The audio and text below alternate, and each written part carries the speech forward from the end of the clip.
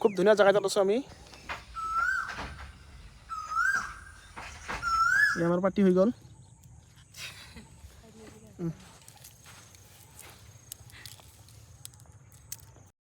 আমি মানে নদী পাৰত ফটো উঠিবৰ কাৰণে আহিছিলোঁ আৰু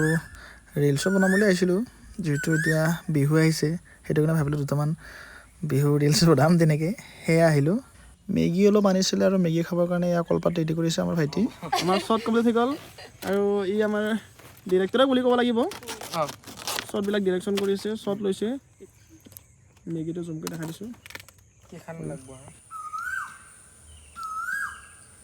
এইফালে কেক আনিছোঁ আৰু ধুনীয়াকৈ পানী বটল আছে ড্ৰিংক ইট আপ কেক লোৱা ব্ৰাদাৰ এতিয়া আমাৰ ৰেডি মিনি পাৰ্টি আৰু আমাৰ এয়া আজি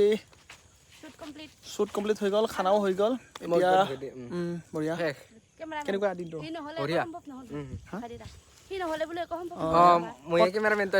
প্ৰয়োজনত কণ্টেক্ট কৰিব পাৰে আপোনালোকে খুব ভাল শ্বট কৰে কামখিনি ভাল কৰে আৰু তেতিয়া যাওঁ হওক আজি ইমানেই আছিল ভাল লাগিল বাই বাই